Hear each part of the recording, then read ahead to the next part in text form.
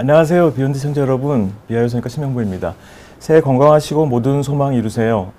저희도 더 좋은 콘텐츠로 준비하도록 하겠습니다. 감사합니다. 오늘 내용은요, 가슴 확대 수술의 부작용과 솔루션에 대해서 말씀드리도록 하겠습니다. 가슴 확대는 굉장히 많이 흔히 하는 수술이고, 사실상 미국 성형외과학회 발표에 따르면은 가장 건수가 많은 수술이라고 되어 있어요. 그런데 이 가슴 확대 수술이 부작용이 생겼을 경우에 그것을 재수술하는 것은 난이도가 굉장히 높거든요. 그 이유는요,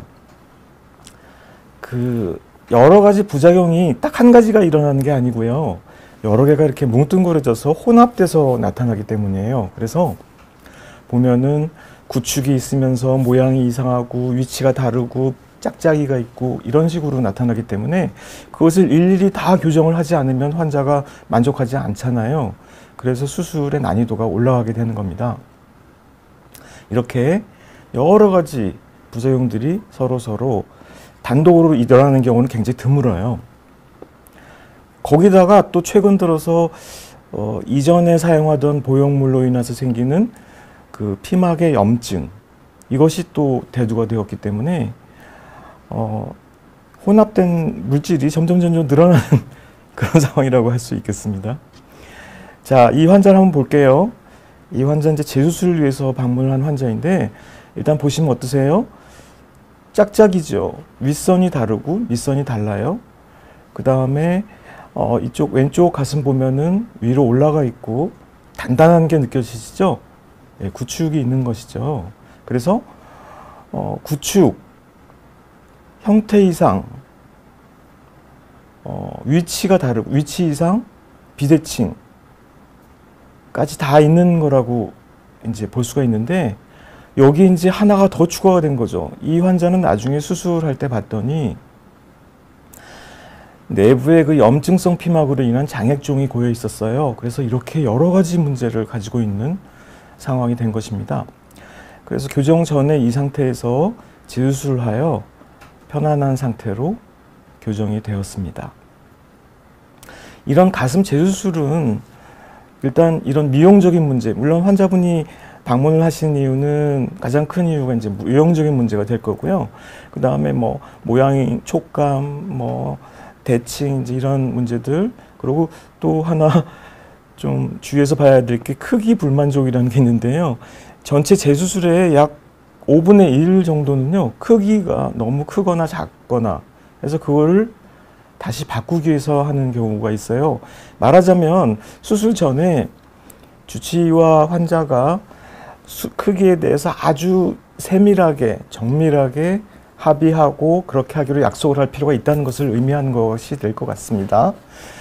여기 이제 하나 더 문제가 되는 것이 건강적인 문제인데요.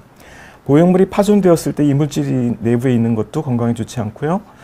또 보형물이 염증을 일으키는 이전 보형물들이 있었습니다. 지금은 사용되지 않는 그 옛날 보형물들이 일으키는 주변 피막에 생기는 염증. 그리고 또 하나는요, 실제로 보형물의 파손도 없고 염증도 없는데 본인이 이제 예전에 구형 보형물, 현재는 금지되어 있는데요. 그것을 사용한 분들이 가지고 있는 보형물에 대한 공포감 때문에 그거를 제거하거나 교체하는 경우도 있을 수가 있는 것이죠. 그래서 재수술을 하게 되면은요, 보형물을 제거할 것인가 아니면 교체할 것인가. 제거는 이제 보형물을 제거하고 내부를 깨끗하게 정돈하는 것을 의미하고, 교체는 제거와 청소가 끝난 다음에 새 보형물을 다시 넣어주는 걸 말하게 되겠죠. 그리고 그렇게 할 때 반드시 인볼브 되는 부분이 있는데, 그게 뭐냐 하면은 피막의 문제입니다. 피막을 어떻게 처리할 것인가. 이제 그것에 대해서 잠시 후에 말씀드리도록 할게요. 좌측에 있는 사진은 이 보형물을 제거하는 경우인데, 이전에 사용한 보형물이 스무드 보형물이었어요. 스무드 보형물에 파손이 있었고요. 파손이 되면 이렇게 파손된 물질이 마치 기름을 종이에 부은 것처럼 주변에 이렇게 먹게 되고요. 양탄자에다가 포도주를 엎질렀을 때처럼 말이죠. 그 다음에 이렇게 보형물 자체도 색이 착색이 되어요. 그래서 파손된 것을 알 수가 있는데 사실 이거는 초음파로 이제 미리 발견을 하는 거죠. 그래서 발견해서 초음파 진단상에 파손이 있다. 그랬을 때 이제 파손된 물질이 주변 벽에 먹어 있기 때문에 그 피막을 같이 제거하게 돼요.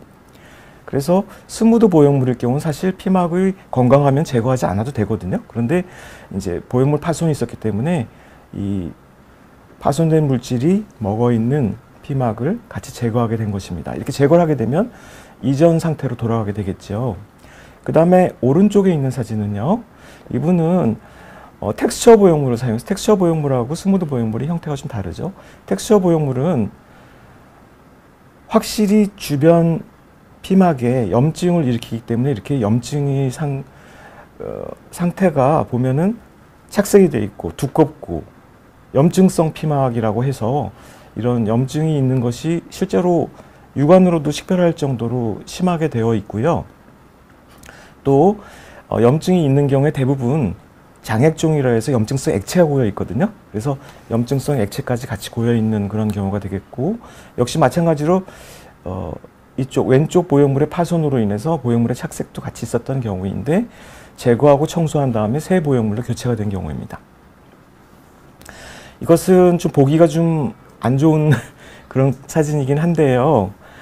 주변에 이제 그 피막하고 이제 보형물을 같이 제거하게 되는 경우죠. 이렇게 보형물하고 피막을 같이 붙어 있는 상태로 통으로 제거하는 건 이제 앙블럭 제거라고 하고, 이 보형물하고 이제 피막을 따로 이렇게 따로따로 제거하는 경우들도 있는데, 보통 보형물이 근육 밑에 있을 경우에는 이렇게 따로따로 제거를 하게 되고요. 보형물이 근육 위쪽에 있는 그런 경우에는 이렇게 앙블럭으로 통으로 제거가 가능한데, 뭐 어떻게 하건 이게 뭐 통으로 제거하냐 부분적으로 제거하냐 아무 문제가 그건 중요하지 않아요. 그냥 깨끗하게 제거를 하고 안에가 건강한 상태로 청소가 되느냐, 이제 이것이 중요하다, 이런 그런 말씀을 드리는 겁니다. 그럼 피막을 이렇게 완전히 제거를 할 것이냐 부분적으로 제거할 것이냐에 관해서 원칙이 있어야 될 거 아니에요. 그래서 원칙이 있습니다. 어떻게 하는 거냐면은 보형물이 파손이 돼서 내부 물질이 흘러나와서 주변에 먹잖아요. 그러면은 건강상 좋지가 않게 되죠. 그 다음에 구형구축이 있는 경우는 피막이 두껍고 아주 가죽처럼 질긴 피막이 생겨요. 그 다음에 피막이 변형돼서 염증이 되게 심하다든지 내부에 심한 경우에는 그 석회화가 있다든지, 그다음에 주변에 장액종으로 인해서 피막이 아주 지저분한 상태가 된다든지 이런 경우들이 있거든요. 그런 경우에는 반드시 전체 피막 절제 수술을 하게 됩니다. 그리고 텍스처의 보형물인 경우는 피막을 제거하는 것이 좋은데요. 피막의 염증 정도에 따라서 피막의 염증이 심하면 완전히 제거하게 되고요. 피막의 염증이 심하지 않거나 염증이 없거나 건강하거나 그러면은 남겨두는 경우도 있습니다. 보형물을 교체를 할 경우에는요, 이전 구형 보형물을 사용해서는 안 돼요. 왜냐하면 이전 구형 보형물은 피막에 염증을 일으키거든요. 그래서 반드시 염증을 일으키지 않는 스무드 보형물 중에서 3세대와 6세대만 사용이 가능하다라는 것을 알고 계셔야 되고요. 요즘도 잘 모르고 이전 보형물, 지금 사용이 금지되어 있는 텍스처 보형물을 사용하는 병원들이 있더라고요. 깜짝 놀랐거든요. 근데 그렇게 하면 안 돼요. 이전에 사용하던 텍스처 보형물은요, 건강상의 문제를 일으킬 수 있다는 것 명심하시기 바랍니다. 그리고 지연 장액종이 있다든지 피막 내에 의심병변, 예를 들어서 종양으로 의심되는 병변이 있다든지 이럴 경우에는 반드시 피막 제거와 동시에 CD30 조직 검사를 보내줘야 돼요. 그래서 ALCL이라는 그런 림프종이라는 게 있거든요. 그런 림프종이 있는 점지 여부를 확인하는 것이 매우 중요합니다. 건강하고 변형이 없는 피막인 경우는 피막을 제거할 필요가 없죠. 왜냐하면 건강하고 변형이 없는 피막은 그냥 본인의 살이에요. 본인의 살을 건강한데 제거하는 거는 말이 안 되죠. 그래서 그런 경우는 피막 제거가 필요 없다는 것. 이제 반드시 알아두셔야 될 거는 내부 공간이 건강하지 않은 상태에서 예를 들어서 피막 제거가 되지 않았다든지 그런 상황에서 이전에 사용하던 구형 보형물을 사용하면 대참사가 발생한다는 사실 기억하셔야 됩니다. 네, 질문이 있네요. 의학도서관님, 감사합니다. 가슴 수술을 결심하면 재수술은 필수라고 들었는데 반드시 그런가요? 10년이 지나면. 네. 예전에 사용하던 3, 4, 5세대 보형물이 이제 구형 보형물이라고 하고, 구형 보형물은 수명이 짧아요. 보통 10년에서 20년 사이에 수명을 다하고 파손이 되거든요. 그리고 6세대 보형물은 3, 4, 5세대 보형물보다 수명이 2배 이상 길다. 좀 더 오래 사용할 수 있다는, 네, 그렇게 알고 계시면 될 것 같습니다. 크레모나 TV님, 네, 감사합니다. 요즘도 이러한 부작용이 잦나요? 보형물 긁어낸 거 너무 무서워요. 네, 부작용의 발생률은요, 예전 구형 보형물을 사용했을 경우에 부작용 발생률은 평균 10% 정도라고 해요. 요즘 신형 보형물을 사용할 경우에는 부작용 발생률이 1% 이하라는 사실. 그래서 그렇게 겁내실 필요는 없을 것 같아요. 그리고 보형물을 긁어낸 거가 아니고요. 이 사실 보형물을 긁어낸 게 무섭다기보다는요, 그 내부의 염증을 제거함으로써 환자분의 내부 공간이 건강한 상태로 돼서 앞으로 사시는데 문제가 없게 되는 거기 때문에 건강에 오히려 도움이 되는 거라고 생각을 하셔야 될 것 같습니다. 네, 그러면 피막 제거 여부에 대해서 다시 보겠습니다. 피막을 어떤 경우에 제거를 해야 되냐 마냐 하는 것에 대해서 의사들 중에도 논란이 많이 있었기 때문에요. 이런 논문이 나와 있어요. 텍스처 임플란트를 가진 환자의 경우 피막 처리 방법에 관한 논문이에요. 캡슐 퀘션이라는 그런 제목의 논문이 아예 있습니다. 보면은 두꺼운 피막 석회와 피막 변형이 있을 경우에는 제거한다. 보형물이 파열됐을 경우, 그리고 10년 이상 오래된 피막의 경우에는 제거하는 것이 좋다. 사도 구축 보형물의 파열, 장액종이 있을 때는 전체 피막 제거술을 시행한다. 무증상 정상 피막은 제거할 필요 없음, 이렇게 되어 있습니다. 가슴 재수술의 원칙이 있어요. 항상 원칙을 제거하지 않으면 참사가 발생합니다. 재수술의 원칙은요, 이전 수술 후 재수술을 원하시잖아요. 그럼 반드시 첫 수술 후 6개월이 경과하셔야 해요. 그리고 가능하면 절개선을, 원래 절개선을 쓰세요. 안 그러면은요, 그 환자가 나중에 상처뿐인 영광이라고 하나요? 겨드랑이 절개선, 가슴 밑에 절개선, 유륜의 절개선, 이렇게 흉터가 여러 군데 남아 있어요. 그래서 가능하면 원래 절개선을 쓰도록 최선을 다한다. 그거고요. 그 다음에 새 공간에 새 보형물을 사용하는 것이 지상 원칙이에요. 최대 원칙. 새 공간에 새 보형물. 이렇게 하셔야 건강한 공간에 좋은 보형물이 들어가면 오래오래 문제없이 사용할 수가 있습니다. 보형물을 덮는 충분한 두께의 외부 연부 조직이 필요해요. 바이오 엔지니어링이라고 하거든요. 그런 원칙에 입각해서 충분히 건강한 외부 연부 조직을 마련해 준다. 가슴 밑선과 윗선이 대칭을 이루게 해준다. 철저하게 지혈하는 것, 그 다음에 조직 손상을 최소화시키는 것. 이것은 모든 수술, 심지어 맹장 수술에서도 원칙이 되겠습니다. 그 다음에 교정이 된 보형물의 위치를 3주 교정시킵니다. 3주 동안 고정시키는 거죠. 3주 이상 사실 고정할 필요는 없어요. 3주만 교정하면 그 다음에는 보형물은 더 이상 움직이지 않는 걸로 되어 있습니다. 그 다음에 요즘 사용하는 6세대 보형물은 마사지 하실 필요가 없어요.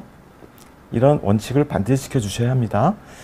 그리고 재수술 치료 방침이 변화했어요. 패러다임이 변화했는데 그 중에 가장 중요한 원칙이 건강한 공간에 좋은 보형물을 사용하는 것. 6세대 신형 보형물을 사용하는 게 좋아요. 건강한 공간으로 만들어주는 것은 의사의 책임이고요. 그 다음에 좋은 보형물을 선택하도록 조언을 드려야 합니다. 그리고 근육 재배치라는 게 있어요. 우리가 이전 수술 시에 근육을 예를 들어서 근육의 손상을 어느 정도 시킬 수 있거든요.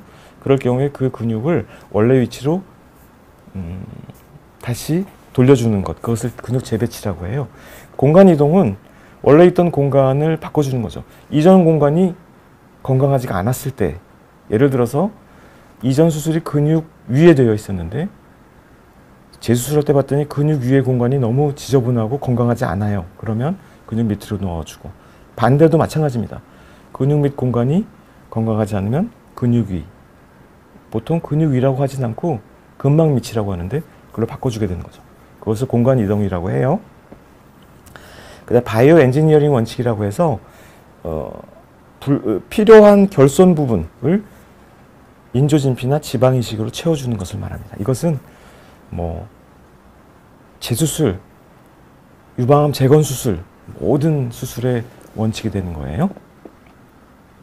근육 재배치가 뭔지 볼게요. 예를 들어서 이전에 수술 시 이중평면을 사용해서 근육을 이렇게 떼어서 위로 올려놓게 되면 보형물을 제거하면 어떻게 될까요? 이 근육이 여기서 그냥 계속 놀고 있거든요. 흔들흔들 놀고 있을 겁니다.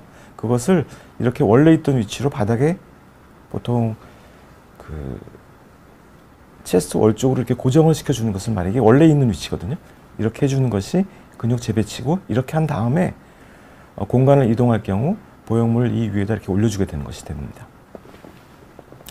공간 이동은 근육 밑에서 위로 혹은 근육 위에서 밑으로 이런 식으로 자유롭게 이동을 시켜서 보다 더 건강한 쪽, 보다 더 환자에게 도움이 되는 쪽으로 옮겨주고 이전 공간은 청소하는 것, 그것을 공간 이동이라고 하는 거예요. 이것이 이제 바이오 엔지니어링 그 컨셉이라고 하는데, 뭐 재수술도 그렇고 유방암 재건 수술도 그래요. 항상 그런 수술을 하게 되면 결손 부분이 생기거든요. 뭐 외피가 얇아진다든지 내부에 움푹 파인 부분이 생긴다든지 그런 것을 인조진피로 감싸주거나 혹은 지방 이식으로 보충을 해주는 것을 바이오 엔지니어드 브레스트 컨셉이다 라고 얘기를 합니다. 이것은 리고톰이라고 해서요, 이전에 뭐 재수술 시에 이중주름이라고 해서 턱이 진 부분이 생길 때 그 마이크로 니들링을 통해서 내부에 공간을 만들어 주고요. 그 다음에 그 공간에다가 이렇게 지방 이식을 해줍니다. 지방 이식하는 것 한번 볼까요? 이렇게 주사로 지방을 넣는데, 저 지방은 그냥 뺀 지방을 그냥 넣는 게 아니고요. 뺀 지방을 정제해서 순수 지방세포만 줄인 다음에 저렇게 주사를 해줘야 재흡수가 잘 되지 않고 안이 남아있게 돼요. 그럼 증례를 한번 보도록 하겠습니다.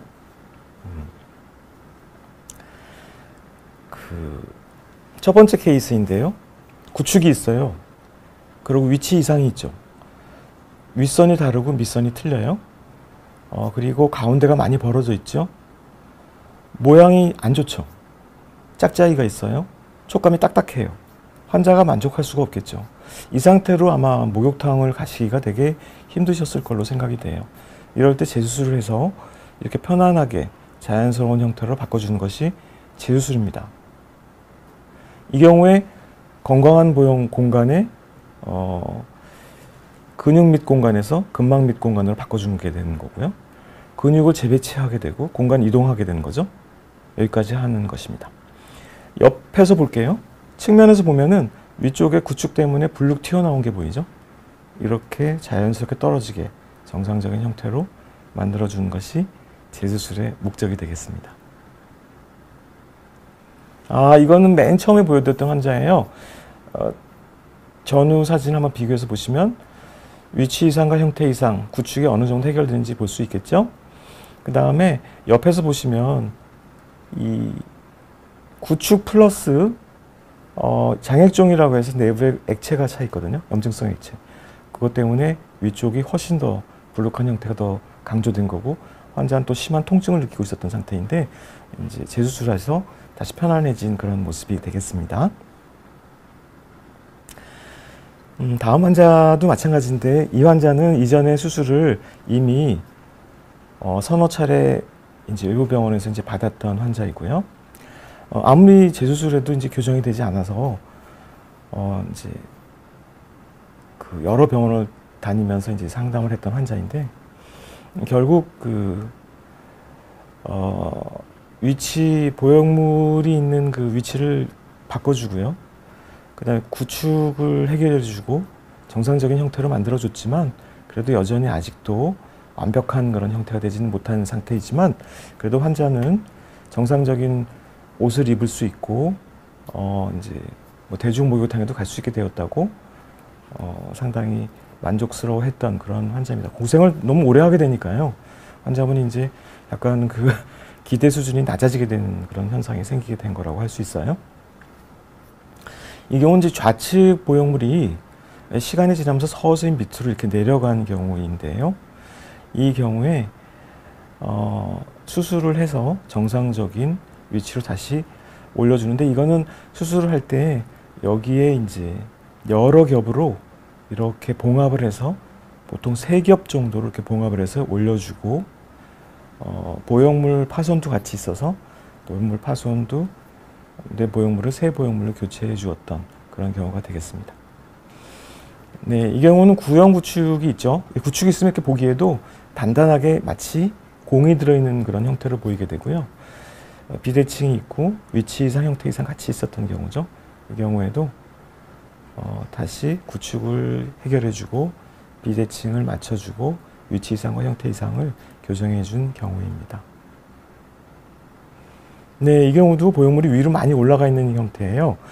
환자분들이 오는 재수술을 의뢰하러 오는 경우 중에서 가장 흔한 게 구축이에요. 네, 죄송합니다. 네, 구축이 전체 그 부작용 발생률의 약 4분의 3 정도를 차지하고 있어요. 그래서 구축이 가장 흔한 그런 부작용이라고 할 수 있는데요. 근데 구축이 있으면 반드시 위치 이상과 형태 이상 비대칭을 동반하게 됩니다. 이 경우도 위치가 위로 많이 올라가 있죠. 옆에서 보면 잘 알 수 있어요. 보형물이 위로 올라가서 위쪽이 불룩하게 되어 있죠. 그래서 구축이 해결되면 이렇게 보형물이 위로 떨어지면서 정상적인 이런 형태가 이루어집니다.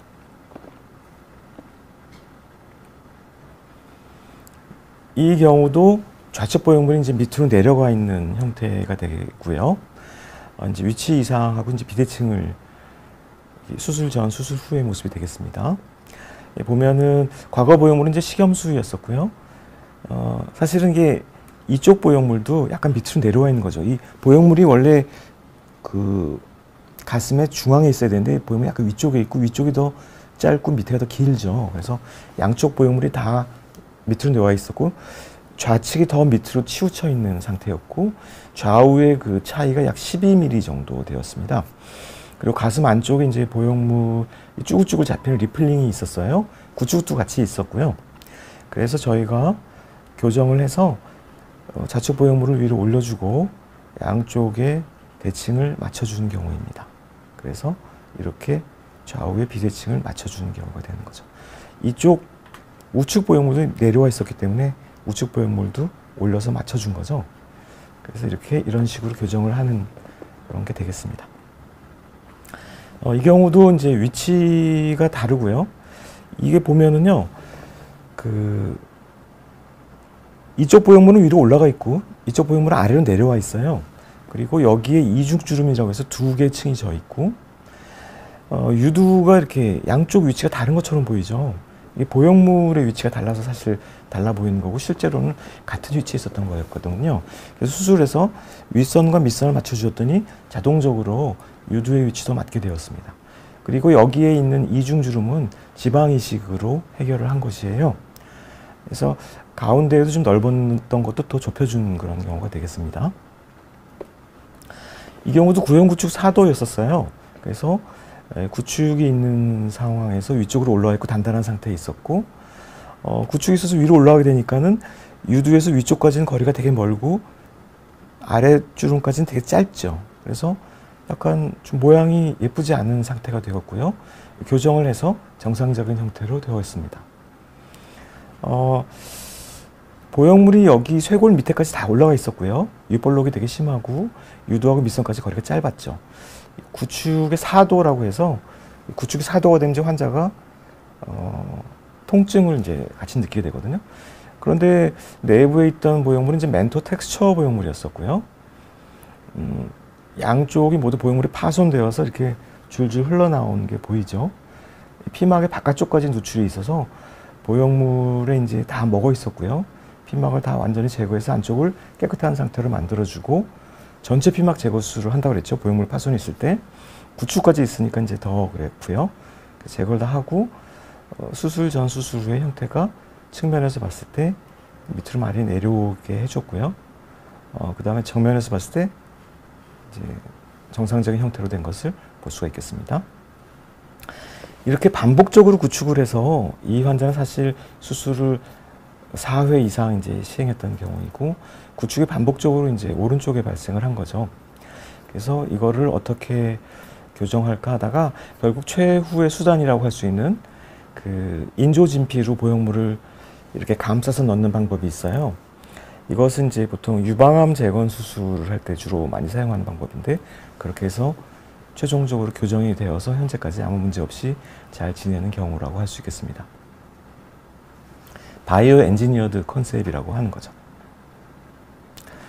또 이 환자는요, 보시면 흉터가 겨드랑이에도 있고 의륜에도 있고 보형물은 이미 외부에서 제거를 하고 오신 분이에요. 이 외부에서 수술을 4회에서 5회 이상 하셨고요. 내부의 공간이 이미 수술을 4회에서 5회 이상을 하시게 되면 내부 공간이 건강할 가능성이 거의 없다고 봐야 돼요. 근육 위쪽 공간도 이미 사용을 하고 근육 아래쪽 공간도 이미 사용을 하거든요. 그래서 이런 경우는 역시 마찬가지로 유방암 재건술에 사용하는 것처럼 그 보형물을 인조진표로 감싸고 넣어주고 그 다음에 또 아직 바깥쪽에 그 외피가 되게 얇았기 때문에 그 지방이식까지 해서 바이오 엔지니어드 컨셉을 풀로 사용해서 하는 사용 옵션을 사용했던 그런 경우로 해서 아직까지 재발하지 않고 잘 지내고 있는 환자입니다. 아마 앞으로도 문제가 없을 거예요. 그 다음에 이제 보형물을 이전에 사용했었던 분이 제거를 하고 거상을 하는 경우들이 있거든요. 이제 이런 경우는 보통 이 유두의 위쪽에 이렇게 피부를 거상술이라는 건 이렇게 피부를 제거하는 걸 의미하는 거거든요. 피부를 제거한 다음에 유두를 위로 올려주는 이런 거를 보형물 제거 및 거상술이라고 하게 되고요. 이런 보형물 제거 및 거상술을 많이 하게 된 이유는 2017년 이후로 환자분들이 그 실제로 초음파 검진상에 파손이나 염증이 없음에도 불구하고 내가 이제 이전에 3, 4, 5세대 보형물을 사용한 것에 대한 공포감과 두려움 때문에 이 보형물이 장차 나에게 무슨 문제를 일으키지 않을까 하는 걱정 때문에 재수술을 하는 경우들이 생겼는데 이런 환자들은 사실 보형물을 제거하고 싶지는 않은데 제거하게 되는 거거든요. 그래서 이런 분들은 제거를 하면 이제 보형물이 제거되고 나면 보형물 제거로 인해서 가슴이 이제 푹 들어가고 흉하게 될까 봐 너무 걱정을 하세요. 그러니까 보형물을 제거하고 다음에 이게 처지면 어떡하지? 특히 오래전에 수술하고 연세가 있으신 분들은 보형물을 제거하면은 이제 많이 처질 것은 이제 예상을 하게 되잖아요. 그래서 보형물을 제거하는 김에 처진 것도 같이 올려야 되겠다라고 그런 마음을 먹는 분이 2017년 이후로 갑자기 증가를 하게 되었어요. 그래서 이런 수술이 급증을 하게 된 거죠. 그래서 이렇게 이전에 이 보형물을 제거하면 이제 많이 처지잖아요. 그러니까 제거하면서 처짐 교정을 같이 하는 이런 요 부분이 이제 제거가 되고 유두가 올라가는 부분이 되겠습니다. 이 사람도 마찬가지예요. 요렇게 여기까지 이제 유두를 올려주는 그런 수술을 하는 거죠. 그래서 보형물 제거하면서 처짐을 교정. 그래서 이제 보형물은 들어가지 않고 처짐 교정만 해서 형태를 갖다 유지하게 되는 이런 경우가 되는데 이런 수술을 하시려면 원래 가지고 있는 가슴 조직이 어느 정도 있어야 이제 가능하게 되는 것이죠. 네. 크레모나 TV님 감사합니다. 또 질문 주셨네요. 가슴 수술 후 감각은 언제 돌아오나요? 성감은 그대로는. 예, 가슴 수술할 때 일시적인 감각 저하가 발생해요. 왜냐하면요, 이제 항상 감각신경이라는 거는 영구 손상되지 않거든요. 감각신경은 다 일시적인 손상만 발생해요. 이 거미줄처럼 이렇게 가슴 전체를 감싸고 있던 감각신경들이 터졌다가 다시 이렇게 재연결이 되는데 걸리는 시간이 수개월이 걸리거든요. 그래서 일정 시간이 지나가면 다 돌아오고 일시적인 감각 저하다. 그렇게 생각하시면 될 것 같고 일시적인 감각 저하가 완전히 회복되면 성감도 다 돌아오게 되겠죠. 네, 한마리 백조님 감사합니다. 수술 후 생긴 바이오본드 가슴 쪽 수술 후 그 공간에 거무처럼 딱딱 바이오본드가 무슨 뜻일까요? 오른쪽 한쪽만 생겼고 왼쪽은 잘 회복이 됐습니다. 네, 보통 이제 유방암 재건 수술이나 아주 어려운 재수술을 했을 때 수술 후에 이제 함몰된 부분이 생기거든요. 이런 함몰된 부분을 재건하는 방법이 아까 말씀드린 바이오 엔지니어드 컨셉이라고 해가지고요. 이제 인조진피나 그 부분적인 함몰이나 결손 부분을 이제 결손을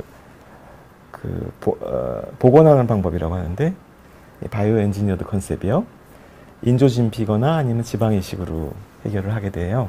그래서 보통 이런 뭐 그냥 유방암 수술하시게 되면 다 누구나 다 이런 함몰 부분이나 결손 부분이 생기거든요. 그거 다 이렇게 바이오 엔지니어드 컨셉 사용해서 하게 되고, 보형물 혹은 인조진피, 지방 이식으로 다 대부분 다 회복을 할 수 있으니까 한번 상담 받아보세요.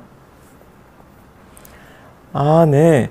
크레모나님 또 다시 질문하셨네요. 수술한 지 7개월이 지났는데 아직 감각이 없습니다.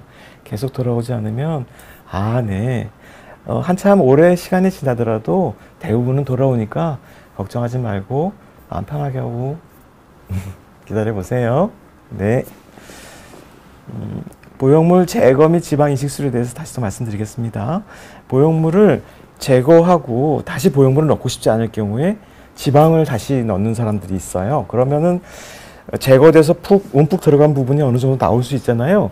그래서 이런 지방 이식을 할 수 있는 사람들은 지방 이식을 하는 게 좋다고 보거든요. 왜냐하면 지방 이식은 일석이조잖아요. 내가 배나 허벅지가 살이 많아서 그걸 제거하고 싶으면 이 지방을 제거해서 버리기보다는 이 지방을 함몰된 부분에 집어넣으면 잘 사용할 수 있는 일석이조가 되지 않습니까? 그래서 제거하고 지방 이식을 할 수 있어요. 그래서 이 경우도 보형물을 제거하고 지방 이식으로 복원을 한 부분입니다.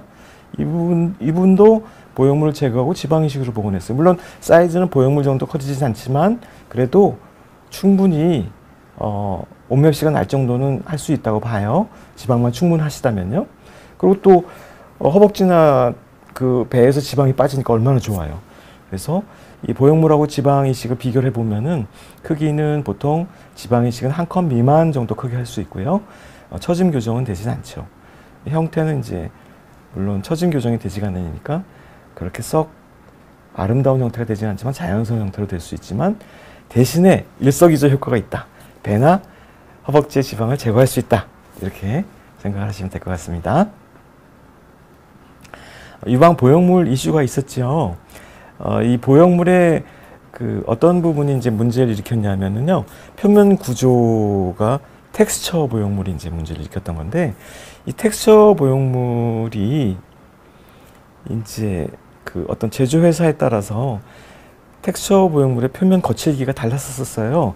그래서 표면 거칠기가 아주 거칠었을 경우에 장액종, 뭐 이중 캡슐, 뭐 보형물이 회전하고 유방 보형물증, 구축, 림프종들이 이제 생겼던 것이죠. 그래서 이 텍스처 보형물, 그 텍스처의 거칠기가 얼마냐, 거치냐를 갖다 이제 에버리지 러프니스라는 수치로 저희가 표준화시킨 것도 있어요. 이 텍스처 표면에 이제 헬균막이 가서 붙습니다. 바이오 필름이라고 해요. 그러면 이제 그게 염증을 일으키게 되고요. 그 염증이 만성적이 되면 무슨 일이 발생하냐면요. 염증성 액체고예요. 여기 보면은 초음파상에 원래 유방 조직과 보형물 검은색이 보형물이거든요. 이 사이에 밀착돼서 공간이 원래 없어야 돼요. 그런데 이렇게 보형물과 유방 조직 사이에 공간이 벌어지면서 여기 이제 액체가 고이는 거를 염증성 액체라고 하는데 이거를 장액종이라고 불러요. 이런 장액종이 생겼다는 거는 염증이 있다. 내부에 염증이 있다. 그 몸 안에 액체가 고이려면요. 그냥 고이는 경우는 없어요. 염증이 생기면 액체가 고이거든요. 그래서 이 장액종이라는 거는 몸 안에 만성 염증이 있다라는 거고 경고가 되겠습니다. 이런 만성 염증이 오래 지속되면은요. 면역 체계에 이상을 일으켜요. 심지어 아주 드물지만 림프종까지 생기는 경우가 있었거든요. 그래서 이런 것 때문에 보형물의 파열보다 오히려 장액종이라는 이런 염증성 액체가 고이는 것이 더 건강에 뭐 파열도 건강에 좋지 않지만 염증성 액체가 고이는 게 더 건강에 안 좋을 수 있다. 그래서 저희가 초음파 검진할 때요, 파열도 중요하지만 염증성 액체가 고여 있으면 환자분에게 보형물을 제거하시는 게 좋겠습니다라고 추천을 드리게 되게 돼 있습니다. 초음파 꼭 하셔야 돼요. 그래서 이런 걸 보기 위해서 꼭 하는 겁니다. 그리고 이런 그 장액종이 생기는 환자의 약 10% 가까이에서 장차 림프종 같은 게 생길 가능성이 있다는 것도 명심하셔야 돼요. 이런 것 때문에 저희가 주의를 주는 겁니다. 이 역형성 대세포 림프종이라는 거고요. 식약처 홈페이지에 가면 있어요. 이 발생 빈도가 과거에 그 좋지 않은 현재 금지된 보형물을 썼던 환자의 2,000에서 약 2만 명 중에 1명 정도 발생이 되고요. 사실 피막을 제거하고 보형물을 제거하면 사실 큰 문제는 없는 걸로 되어 있긴 하지만 그래도 이거를 방치시켜서는 곤란하기 때문에 초음파를 추적하시는 것이 가장 중요합니다. 그래서 예전에 수술 받아드셨던 분들은 저희가 이제 문자 드려서 매년 초음파 검진 받으러 오라고 하거든요. 제일 중요해요. 이제 보형물마다 이런 문제가 생길 수 있는 가능성들이 다른데 그 중에 이제 문제가 되는 게 과거에 이제 가장 이슈가 됐던 게 이제 엘러건이라는 회사가 있었어요. 그리고 실리메드라는 회사가 있고 멘토라는 회사가 있는데 모두 텍스처 보형물은 이런 문제를 다 일으킬 수 있어요. 확률은 조금씩 다릅니다. 그 중에서 이제 엘러건과 실리메드가 약 2,000에서 3,000 중에 1명 중이 생길 수 있다. 그 다음에 멘토 텍스처는 8만 명 중에 1명으로 되어 있지만 저희가 봤을 때는 다 비슷해요. 다 어떤 텍스처든지 다 결국에는 문제를 일으킬 수 있기 때문에 텍스처 보형물을 썼던 분들은 반드시 매년 초음파 검진을 하셔야 되고 특히 10년이 가까워지면 매년 하셔야 된다는 거 잊지 마세요. 저희가 이제 보형물마다 그 에버리지 러프니스라고 해서 보형물 표면의 거칠기를 비교를 해봤거든요. 그랬더니 이 멘토의 그 텍스처 보형물이 거칠기가 약 마이크로 텍스처의 범주에 들었고요. 그 다음에 엘러관이나 슬리메드, 폴리텍 이런 것들이 이제 거칠기가 훨씬 더 마크로 거칠기를 가지고 있었어요. 그래서 거칠기가 클수록 좋지가 않다라는 걸 얘기하는 거고 보통 에버리지 러프니스 10 마이크론 이하인 경우를 저희가 스무드 보형물이라고 부르거든요. 그래서 이 스무드에 이제 속하는 것이 6세대 신형 중에 이제 모티바나 세빈, 그 다음에 3세대 구형 중에는 멘토, 스무드 등이 있겠습니다. 그래서 반드시 여기는 요 스무드로 분류되는 이런 보형물만 3세대건 6세대만이 안전하고 나머지 이 에버리지 러프니스 높은 이런 텍스처 보형물들은 안전하지 않아요. 그래서 이거를 반드시 명심하셔야 됩니다. 저희가 이 금지 표시해 놓은 이런 1, 2, 4, 5세대의 텍스처 보형물들이거든요. 이런 건 다 안 됩니다. 그리고 3세대와 6세대의 스무드 보형물만 사용할 수 있다는 것. 3세대의 대표적인 구형 보형물이 텍스처 보형물은 절대 안 되고 스무드 보형물 사용할 수 있다고 그랬죠. 스무드 중에 멘토, 그 다음에 6세대는 스무드밖에 나오지 않아요. 신형 스무드, 모티바 이렇게 있습니다. 이 비교해 볼 수 있는데요. 이 3세대와 6세대는 이제 멘토와 모티바가 대표적이고요. 출시 연도하고 크게 상관이 없어요. 언제 만들든지 상관없고 이 제조사의 제조 방식에 따라서 에버리지 러프니스 거칠기가 이제 결정이 되는 거기 때문에요. 보면은 구축 발생률이 보통 3세대인 경우에 10% 정도 돼 있고요. 그 신형 6세대는 그 구축 발생률이 0.76%예요. 그래서 굉장히 낮거든요. 그래서 요즘은 부작용 걱정을 거의 안 하고 수술을 하게 됩니다. 재수술률도 훨씬 낮아요. 그래서 뭐 예전에 뭐 확대 수술하고 나면은 재수술을 꼭 해야 되냐? 아닙니다. 요즘은 재수술을 하게 될 가능성이 거의 없다고 봐야 돼요. 평균 수명이 있는데 보형물이 예전 그 3세대는 약 10년에서 20년 사이라고 그랬죠. 6세대는 지금 그 예전 3세대보다 2배 이상 길어요. 그래서 더 오래 쓸 수 있고 부작용 발생도 훨씬 낮으니까 안심할 수 있다. 그리고 3세대는 마사지를 해야 되고 6세대는 이제 마사지가 필요 없는 것도 장점이 될 것 같아요. 이거는 이제 네이처지의 2021년 논문이고 몇 번 보여드렸던 것 같아요. 표면 에버리지 러프니스가 약 4마이크론에 근접할 때 염증과 이물 반응이 최소화된다. 이제 그런 말씀드렸고, 이제 이 에버리지 러프니스가 약간 3마이크론, 4마이크론에 가장 가까운 게 이제 모티바 보형물로 되어 있어요. 그 다음에 부작용을 갖다 이제 예방하려면 어떻게 해야 되는지 다시 한번 볼게요. 부작용을 예방하는 게 가장 좋죠. 뭐든지 이미 생겼을 때 치유하는 것보다 예방하기가 훨씬 더 쉽고 환자분도 부담이 적고 더 안전한 것이거든요. 그래서 부작용을 예방하는 것이 중요한데, 부작용을 갖다 예방하기 위해서 제가 봤을 때 이 원칙을 준수하는 게 가장 중요하거든요. 원칙을 준수하고요. 제1원칙은 뭐냐면 초음파 검진하는 거예요. 매년 초음파 검진에서 생길 수 있는 문제들을 예방하거나 미리미리 파악하거나 해서 항상 본인의 몸을 체크하는 마인드를 가지고 있는 게 중요하죠. 초음파 검진하면 너무 좋죠. 유방암도 미리미리 예방할 수 있으니까 좋고요. 초음파 검진 하시는 거 잊지 마세요. 저희 환자들에게 수술한 다음에 매년 초음파 검진을 하러 오시라고 말씀을 드리는데 잘 안 오세요. 그래서 귀찮으셔도 그냥, 물론 저를 뭐 보고 싶지 않으시겠지만 억지로라도 한 번씩 오셔서 보셔야 됩니다.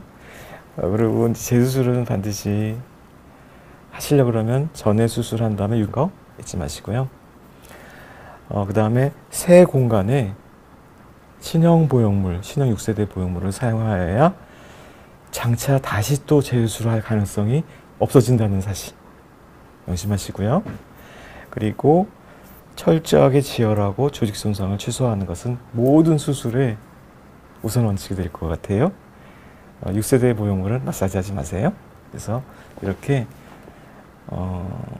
예방을 갖다 하시도록 하시고요. 그 다음에 치료의 또 패러다임 변화를 보면 안전하고 수명이 긴 6세대 보형물을 가급적이면 사용하시고요.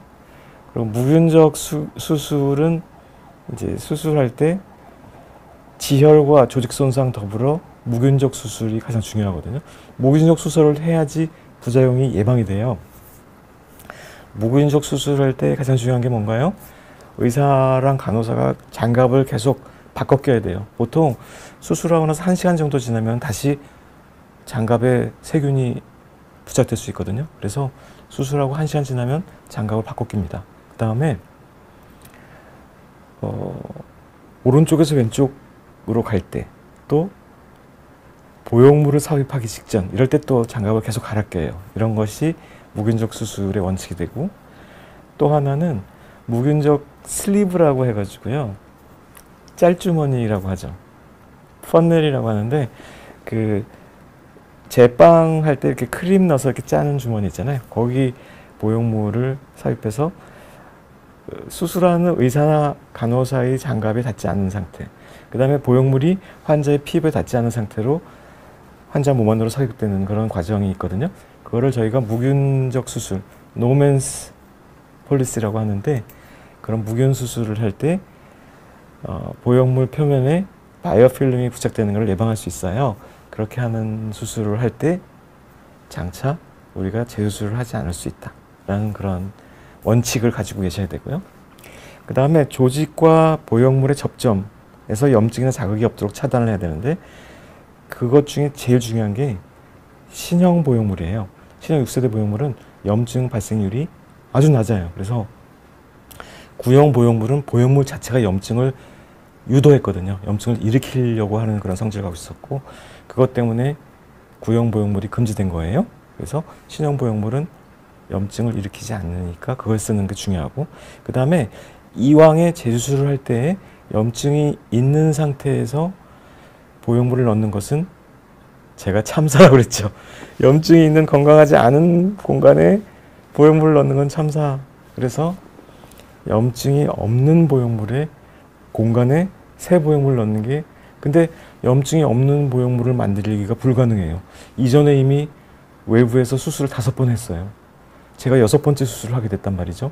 그럼 내부 공간이 건강할 가능성이 0%거든요. 그럴 때는 어떻게 하냐면요, 보형물을 인조 피부로 감싸요. 그렇게 돼서 보형물과 염증성 조직이 닿지 않도록 접점을 차단하게 되는 것이 중요합니다. 그것을 접점 차단 폴리시라고 해요. 이때 사용되는 게 인조 진피입니다. 최후의 보루라고 할 수 있어요. 저희가 하다 안 되는 환자는 이 최후의 보루라고 하는 인조 진피를 사용하게 되거든요. 이것은 이제 원래 유방암 재건 수술에서 나왔던 원칙인데 그렇게 사용하고 있어요. 그래서 눈 후에 말씀드리지만 건강한 공간의 중요성. 건강하지 않은 공간에 보형물이 들어가면